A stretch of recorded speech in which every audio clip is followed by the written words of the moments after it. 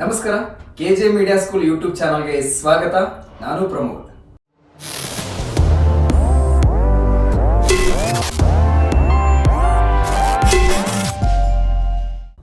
ವೀಕ್ಷಕರೇ, ಸ್ಟಾರ್ ಅಂದ ತಕ್ಷಣ ಬಣ್ಣ ಹಚ್ಚೋದು, ಜನರಿಗೆ ಮನರಂಜನೆ ಮಾಡೋದು ಅಷ್ಟೇ ಅಲ್ಲ, ಜನರಿಗೆ ತಿಳುವಳಿಕೆ ಜೊತೆಗೆ ಪ್ರಸ್ತುತ ಘಟನೆಗಳನ್ನ ಯಾವ ರೀತಿ ನಡೀತಾ ಇದೆ, ಹೇಗೆ ಮಾಡಬೇಕು, ಹೇಗೆಲ್ಲ ಪ್ರಸ್ತುತವಾಗಿ ನಡೀತಾ ಇದೆ ಅನ್ನೋದನ್ನು ತಿಳಿಸೋದು ಮುಖ್ಯವಾಗುತ್ತೆ. ಸೊ ನಿರ್ದೇಶನದಿಂದ ಹಿಡಿದು ಸಣ್ಣ ಒಂದು ಪಾತ್ರವರೆಗೂ ಅಚ್ಚುಕಟ್ಟಾಗಿ ನಿಭಾಯಿಸಿ ಈಗ ಉತ್ತರ ಕರ್ನಾಟಕದ ಹುಬ್ಬಳ್ಳಿಯಲ್ಲಿ ಒಬ್ಬ ಪ್ರಸಿದ್ಧ ಸ್ಟಾರ್ ಅನ್ನ ನಾವು ನಿಮಗೆ ಪರಿಚಯಿಸುತ್ತಿದ್ದೇವೆ. ಸೊ ಅವರು ಸಿಂಪಲ್ ಸ್ಟಾರ್ ಅಂತಾನೆ ನಾವು ಹೇಳ್ತೀವಿ, ಪ್ರದೀಪ್ ವಿಶ್ವನಾಥ್ ತೋರ್ಗೆಲ್ ಅವರು.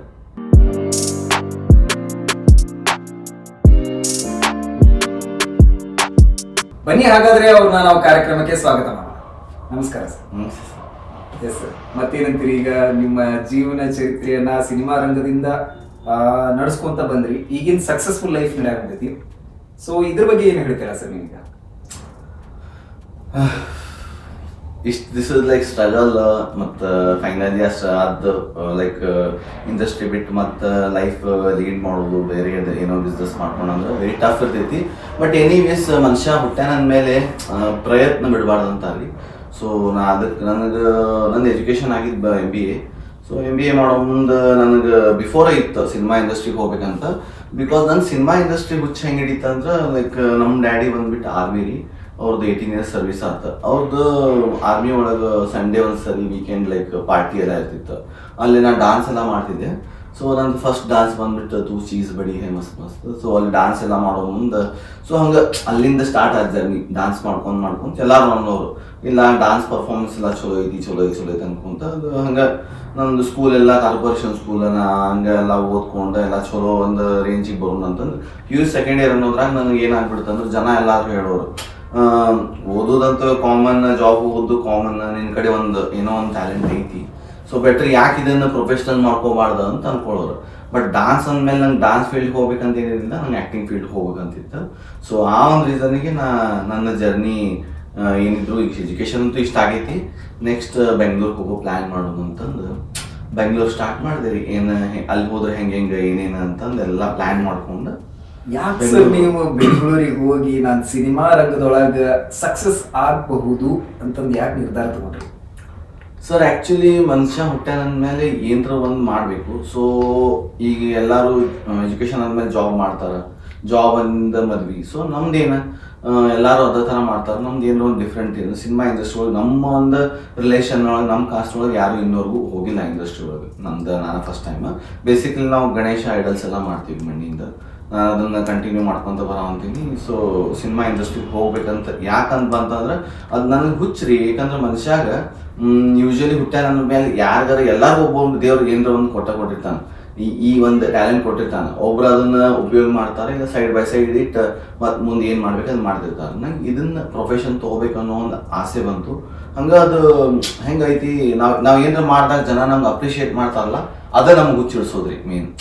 ಈಗ ನಾವು ಏನೋ ಮಾಡಬೇಕು, ಒಂದು ರೇಂಜಿಗೆ ಬರ್ಬೇಕಂದ್ರೆ ಈ ಜನನ ಕಾರಣ. ಈ ಜನ ಇಂದ ನಾವು ಏನು ಮಾಡೋಕ್ಕಾಗಿಲ್ಲ. ಸೊ ನನಗೆ ರಿಲೇಷನ್ ಒಳಗೆ ಆಯ್ತು, ಎಲ್ಲರ ಹೊರಗೆ ಹೋದಲ್ಲ ಆಯ್ತು, ಜನ ಚಲೋ ರೆಸ್ಪಾನ್ಸ್ ಕೊಡ್ತಿದ್ರು. ಸೊ ಈಗ ಹಿಂಗೆ ರೆಸ್ಪಾನ್ಸ್ ಕೊಡ್ತಾರ, ಮುಂದೊಂದು ನೆಕ್ಸ್ಟ್ ಸ್ಟೆಪ್ನ ಇಟ್ಟಾಗ ಇನ್ನೂ ಹೆಂಗೆ ರೆಸ್ಪಾನ್ಸ್ ಕೊಡ್ಬೋದನ್ನೋ ಒಂದು ಮೆಂಟಾಲಿಟಿ ಇಟ್ಕೊಂಡು ನಾನು ಸಿನಿಮಾ ಇಂಡಸ್ಟ್ರಿನ ಚೂಸ್ ಮಾಡಿದೆ. ಓಕೆ ಸರ್, ಹಂಗಂದ್ರೆ ನೀವು ಸಿನಿಮಾ ಇಂಡಸ್ಟ್ರಿಗೆ ಚೂಸ್ ಮಾಡಿದ್ರಿ. ಸೊ ಫಸ್ಟ್ ಫಿಲ್ಮ್ ನಿಮ್ದು ಯಾವ್ದು ಮಾಡಿದ್ರಿ ಅಂತ ನಮ್ದು ವೀಕ್ಷಕರಿಗೆ ಹೇಳ್ತೀರಾ? ಸರ್ ಆ್ಯಕ್ಚುಲಿ ನಾನು ಸಿನಿಮಾ ಇಂಡಸ್ಟ್ರಿ ನನ್ನ ಜರ್ನಿ ಆಗಿದ್ದ junior artist. As a junior artist ನಾನು ಮಾಡಿದ ಸೀರಿಯಲ್ಸ್ ಮಾಡಿದೆ. ಆಮೇಲೆ ಹಂಗೆ ಇನ್ನೂ ಸೀರಿಯಲ್ಸ್ನಾಗ ಲೀಡ್ ರೋಲ್ ಸಿಗಾಕೊಂತಿದ್ದು. ಆ ಟೈಮ್ನಾಗ ಮನೆಯಿಂದ ಕಾಲ್ ಬಂತಿಲ್ಲ, ನೀನು ಕಂಪಲ್ಸರಿ ಡಿಗ್ರಿ ಕಂಪ್ಲೀಟ್ ಮಾಡಬೇಕಂತ. ಮತ್ತು ಬ್ಯಾಕ್ ಟು ಹುಬ್ಳಿ ಬಂದು ನಾನು ಡಿಗ್ರಿ ಎಲ್ಲ ಕಂಪ್ಲೀಟ್ ಮಾಡಿಕೊಂಡು ಮತ್ತೊಂದು ಪ್ರಾಜೆಕ್ಟ್ ಸ್ಟಾರ್ಟ್ ಮಾಡಿದ್ವಿ. ಆ್ಯಕ್ಚುಲಿ ಇದು ಪ್ರಾಜೆಕ್ಟ್ ಎಲ್ಲರಿಗೂ ಗೊತ್ತೈತ್ರಿ, ಓವರ್ ಆಲ್ ಹುಬ್ಳಿ ಒಳಗೆ ಇದ್ದವ್ರಿಗೆ. ಸ್ವಲ್ಪ ಅದ್ರ ಬಗ್ಗೆ ನೆಗೆಟಿವ್ನ ಐತಿ. ಲೈಕ್ ಟೈಟಲ್ ಬಂದ್ಬಿಟ್ಟು ಲವ್ ಇನ್ ಹುಬ್ಳಿ ಜಂಕ್ಷನ್ ಅಂತಂದ. ಸೊ ಆ ಮೂವಿ ಶೂಟ್ ಆತ, ಸಾಂಗ್ಸ್ ಆತ, ಎಲ್ಲ ರೆಡಿ ಇತ್ತು. ಅಂದ್ರೆ ಸಾಂಗ್ಸ್ ರೆಡಿ ಇತ್ತು, ಶೂಟ್ ಇನ್ನೇನು ಮಾಡಬೇಕಿತ್ತು. ಬಟ್ ಅದ್ರದ್ದು ಭಾಳ ಕಾಸ್ಟ್ ಭಾಳ ಆಗುತ್ತೆ ಅಂತಂದು ಸ್ಟೇಷನ್ ಒಳಗೆಲ್ಲ ನಾವು ಇನ್ಕ್ವೈರಿ ಮಾಡಿದ್ವಿ. ಸೊ ಅದಕ್ಕೆ ಪ್ರೊಡ್ಯೂಸರ್ ಯಾರು ಹಂಗೆ ನಮ್ಮ ಸಡನ್ಲಿ ಒಂದು ಸಣ್ಣ ಮೂವಿಗೆ ಒಂದು ಸಣ್ಣ ಹೀರೋಗೆ ಲೈಕ್ ಸ್ಟಾರ್ಟಿಂಗ್ ಹೀರೋಗೆ ಅಷ್ಟು ದೊಡ್ಡ ಬಜೆಟ್ ಯಾರು ಹಾಕಂಗಿಲ್ಲ ಅಂತಂದು ಸ್ವಲ್ಪ ಗ್ಯಾಪ್ ಕೊಟ್ಟು ಮತ್ತು ಬೇರೆ ಸ್ಟೋರಿ ಮಾಡ್ಕೊಂಡು ಫೈನಲಿ ಮಾಂಜ್ರಾ ಅನ್ನೋ ಮೂವಿ ಶೂಟ್ ಸ್ಟಾರ್ಟ್ ಮಾಡಿದ್ವಿ 2016. ಸ್ವಲ್ಪ ಗೊತ್ತವಲ್ಲ ಹೊಸಬರು ಸಿನಿಮಾ ಅಂದ್ರೆ ಬ್ರೇಕ್ ಆಗ್ತೈತಿ ಮತ್ತು ಸ್ಟಾರ್ಟ್ ಆಕೈತಿ, ಹಿಂಗಾಗಿ ಒಂದು 3-4 ವರ್ಷ ಶೂಟಿಗೆ ಹೋಗುತ್ತೆ.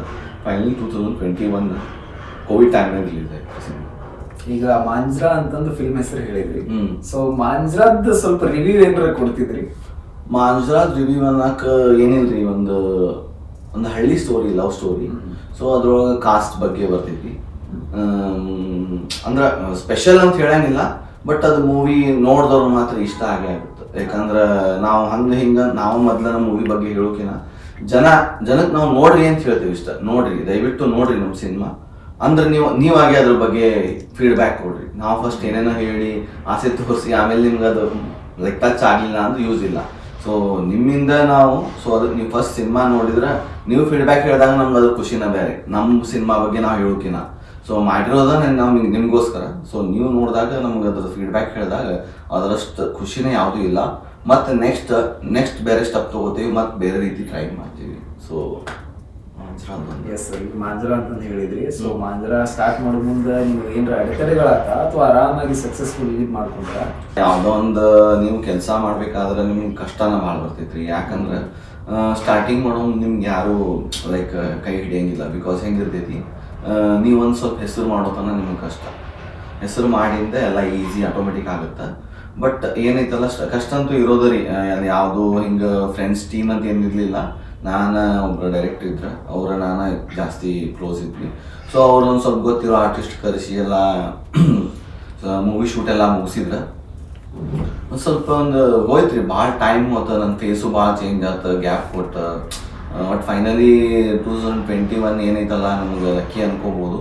ಆ ಟೈಮ್ನಾಗ ನಾವು ಸಿನಿಮಾ ರಿಲೀಸ್ ಮಾಡಿದ್ವಿ. ಭಾಳ ಮಂದಿ ಅಂದ್ರೆ ನಮ್ಗೆ ಮಾಡಬೇಡ್ರಿ ಅಂತಂದು. ಬಟ್ ನಮ್ಗೆ ಆಪ್ಷನ್ ಇರಲಿಲ್ಲ. ಮತ್ತು ಆ ಸಿನಿಮಾ ಹಂಗೆ ಇಟ್ಕೊಂಡು ಕುಂತೀವಿ ಅಂದ್ರೆ ನಮ್ದು ಕರಿಯರ್ ಮುಂದೆ ಏನು ಆಕೈತಿ ಗೊತ್ತಿಲ್ಲ.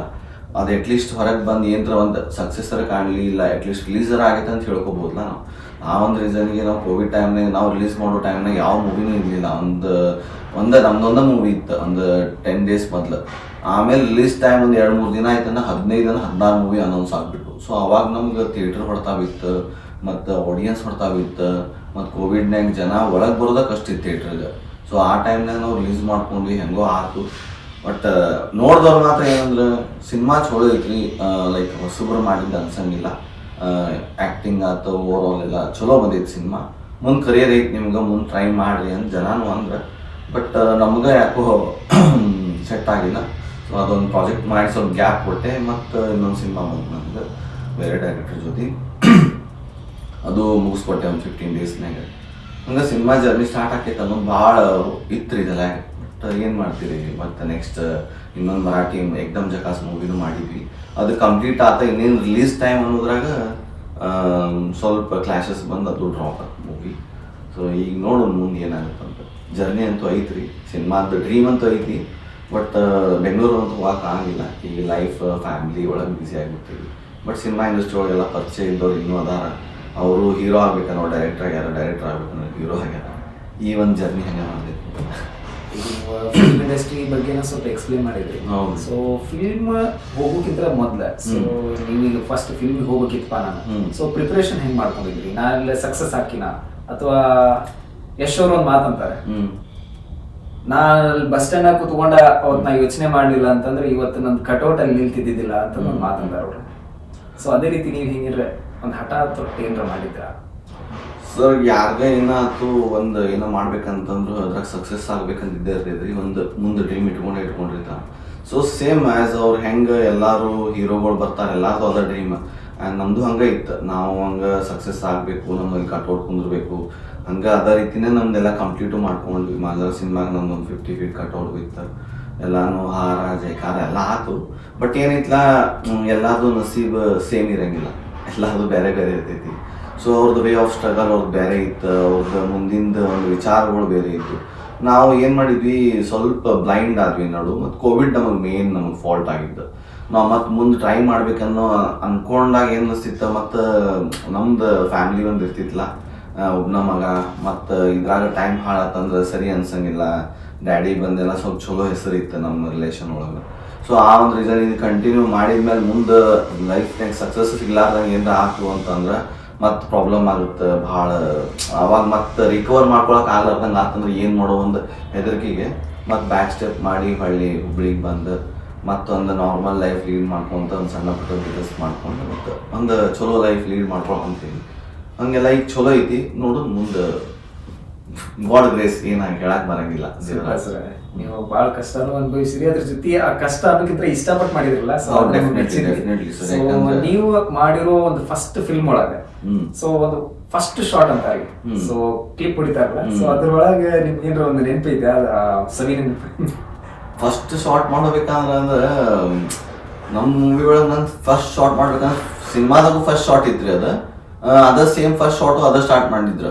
ಅಲ್ಲಿ ನಾನು ಸ್ವಲ್ಪ ಕಾನ್ಫಿಡೆಂಟ್ ಕಡಿಮೆ ಆಗಿತ್ತು. ಬಿಕಾಸ್ ಏನಂತಾರೆ ಎಲ್ಲ ಗೀಮ್ ಎಲ್ಲ ಹೊಸದಾಗಿ ಎಲ್ಲ ಜನ ನಂಗೆ ಸಡನ್ಲಿ ಅದು ನರ್ವಸ್ ಆಗಿಬಿಟ್ಟಿದೆ. ಸೊ ಅದ ಒಂದು ನನಗೆ ಫಸ್ಟ್ ಶಾರ್ಟ್ ಮಾಡೋ ಮುಂದೆ ಫುಲ್ ನರ್ವಸ್ ಆಗಿದ್ದೆ. ಬಟ್ ಆ್ಯಕ್ಚುಲಿ ಅದಕ್ಕೆ ಕಾನ್ಫಿಡೆಂಟ್ ಮಾಡ್ಬೇಕಿತ್ತು ನಾನು. ಬಟ್ ಭಾಳ ಶಾರ್ಟ್ಸ್ ತೊಗೊಂಡ್ಮೇಲೆ ಅದು ಚಲೋ ಬಂತು. ಈಗಾದರೂ ನೀವು ನೋಡ್ಬೋದು, ಮಸ್ತ್ ಬಂದಿತ್ತು ಶಾರ್ಟ್ಸ್ ಎಲ್ಲ. ಬಟ್ ಅದ ನನಗೆ ಒಂದು ನೆಮ್ಮದಿ ಇರೋದು.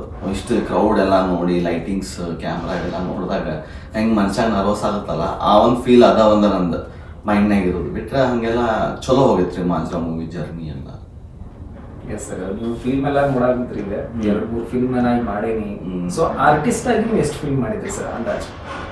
ಆರ್ಟಿಸ್ಟ್ ಆಗಿ ನಾನು ಆಸ್ ಅ ಹೀರೋ ಆಗಿ ಮಾಡಿದ್ದ ಇವ 3 ಮೂವಿ, ಏಕ್ದಮ್ ಜಕಾಸ್, ಅಳಿದ ಹೂಗಳು, ಮಾಂಜ್ರಾ ಅಂತೇಳಿ. ಅದನ್ನ ಬಿಟ್ಟು ಮೊದಲೆಲ್ಲ ಲೈಕ್ ಸಣ್ಣ ಪುಟ್ಟ ರೋಲ್ ಮಾಡಿದ್ದೆ. ಜೂನಿಯರ್ ಆರ್ಟಿಸ್ಟ್ ಆಗಿ ಸೀರಿಯಲ್ ಒಳಗೆ ಮಾಡಿದೆ, ಮೂವಿ ಒಳಗೆ ಮಾಡಿದೆ. ಆ್ಯಕ್ಚುಲಿ ನನ್ನ ಸ್ಟಾರ್ಟ್ ಆಗಿದ್ದು ರಂಗೋಲಿ ಕಾದಂಬರಿ ಸೀರಿಯಲ್ ಅಂತ ಹೇಳಿದೆ. ಆಮೇಲೆ ಒಂದು ಲೈಕ್ ಜೂನಿಯರ್ ಆರ್ಟಿಸ್ಟ್ ಆಗಿ ಒಂದು ಮೂವಿ ಕರೆದಿದ್ರಿ. ಆ ಮೂವಿ ಒಳಗೆ ಹೋದಾಗ ದೊಡ್ಡ ಬಜೆಟ್ ಮೂವಿ ನನಗೆ ಅಜೀಬ್ ಆಗ್ಬಿಡುತ್ತೆ ಹಿಂಗೆಲ್ಲ ಖರ್ಚು ಮಾಡ್ತಾರೆ ಅಂತ. ಯಾಕಂದ್ರೆ ನಾವು ಹುಬ್ಳಿಯವರು, ಅದ್ರಾಗ ಸಿನಿಮಾ ಶೂಟ್ ಅನ್ನೋದು ನಮಗೆ ಗೊತ್ತಿಲ್ಲ. ಬಟ್ ಅಲ್ಲಿ ಹೋದಾಗ ಸ್ಪೆಷಲಿ ಅಲ್ಲಿ ವಿಷ್ಣುವರ್ಧನ್ ಸರ್ದು ಮೂವಿ ಶೂಟ್ ನಡೆದಿತ್ತು. ನನಗೆ ನಂಬಕ ಆಗಿಲ್ಲ, ಈಗಾದ್ರೂ ಹೇಳ್ತೇನಿಲ್ಲ, ವಿಚಿತ್ರ ಆಗ್ಬಿಟ್ಟಿತ್ತು. ಸೊ ಅಷ್ಟು ಖುಷಿನೂ ಆಗಿತ್ತು. ಆ್ಯಕ್ಚುಲಿ ನಾ ಅವಾಗ ಶೂಟ್ ಮಾಡೋದು ಮೂವಿ ಹೆಸರು ನಾನೇ ಬೇರೆ, ನನ್ನ ಸ್ಟೈಲೇ ಬೇರೆ ಅಂತಿತ್ತು. ಆಮೇಲೆ ಫೈನಲಿ ಎಷ್ಟೋ ವರ್ಷಕ್ಕೆ ರಿಲೀಸ್ ಆತ್ರಿ ಅದ್ರ ಹೆಸರು ಬಂದ್ಬಿಟ್ಟು ಬಳ್ಳಾರಿ ನಾಗ ಅಂತೇಳಿ. ಸಿನಿಮಾ ಓವರ್ ಆಲ್ ಚಲೋ ಬಂದಿತ್ತು. ನಮಗದು ಫಸ್ಟ್ ಟೈಮ್ ಅಲ್ಲ, ಮನುಷ್ಯಾಗ ಅದು ಡ್ರೀಮ್ ಇರ್ತೈತಿ. ಆ ಡ್ರೀಮ್ ಹಿಂಗೆ ಈ ರೇಂಜಿಗೆ ನಾವು ನೋಡ್ತೀವಿ, ಮುಂದೆ ಇದೇ ರೀತಿ ನಾವು ಬೆಳಿತೀವಿ ಅನ್ನೋ ಒಂದು ಕನಸುಗಳು ಇಟ್ಕೊಳಕ್ಕೆ ಚಾಲು ಮಾಡ್ಬಿಡ್ತೀವಿ ರೀ. ಸೊ ಅದೊಂದು ನನಗೆ ಭಾಳ ಕಣ್ಣಾಗಿ ಈಗಾದರೂ ಐತ್ರಿ. ಅದಾದ್ಮೇಲೆ ದರ್ಶನ್ ಸರ್ ಮೂವಿದು ಯೋಧಾ ಫಿಲಮ್ ಶೂಟಿಂಗ್ ಹೋಗಿದ್ದೆ ಒಂದು 4-5 ಡೇಸ್. ಜೂನಿಯರ್ ಆರ್ಟಿಸ್ಟ್ ಆಗೇ ಹೋಗಿದ್ದೆ. ಅದು ಪರಿಮಳ ಥಿಯೇಟ್ರ್ ಒಳಗೆ ಇತ್ತು. ದರ್ಶನ್ ಸರ್ ಚಲೋ ಇದು ಹೋಲ್ಡ್ ಇತ್ತು. ಅವಾಗೂ 2 ಫ್ಲೋರಿಂದ ವಿದೌಟ್ ರೂಫ್ ಎಲ್ಲ ಜಂಪ್ ಮಾಡಿದ್ರು. ಗ್ಲಾಸ್ ಎಲ್ಲ ಬ್ಲಾಸ್ಟ್ ಆಗಿ ಎಲ್ಲ ಅವರು ಧೈರ್ಯ ರೀ. ಮುಂದೆ ಜನದ ಮೇನ್ ರೀ, ಜನ ಸಪೋರ್ಟ್ ಕೊಟ್ಟಲ್ಲ, ನಾವು ಜನಕ್ಕೋಸ್ಕರ ಏನಾದರೂ ಮಾಡ್ಬೋದು ಅನ್ನಕ್ಕೆ ಇವರ ನಮ್ಮ ದೊಡ್ಡ ದೊಡ್ಡ ಆರ್ಟಿಸ್ಟ್ ಹೀರೋಗಳ ಕಾರಣ. ಸೊ ಇದ ನಂದು ಮೆಮ್ರಿ ರೀ, ಬೆಸ್ಟ್ ಮೆಮ್ರೀಸ್ ಅಂದ್ರೆ ಇಂಡಸ್ಟ್ರಿ ಒಳಗೆ ನಾನು ಕಾಲಿಟ್ಟಾಗ.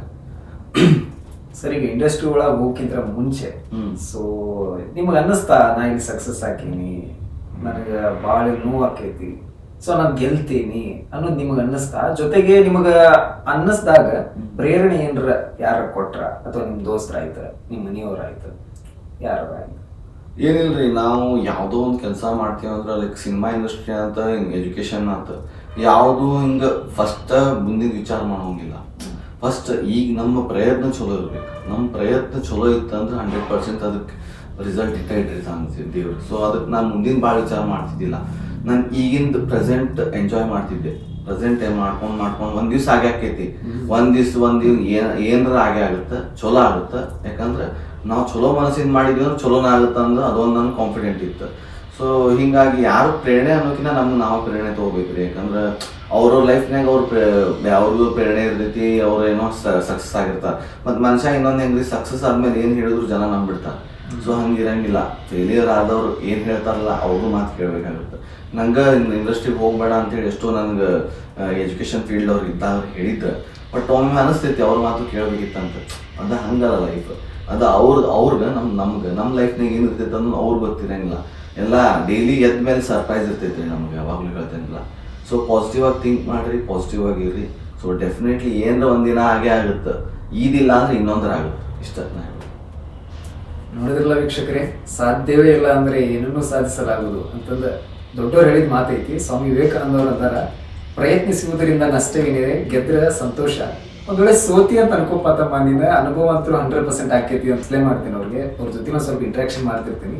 ಸೊ ಅದನ್ನು ನಿಮ್ಮ ಜೊತೆ ನಾನು ಮತ್ತೆ 2ನೇ ಸಂಚಿಕೆ ಒಳಗೆ ಹಂಚ್ಕೊತೀನಿ.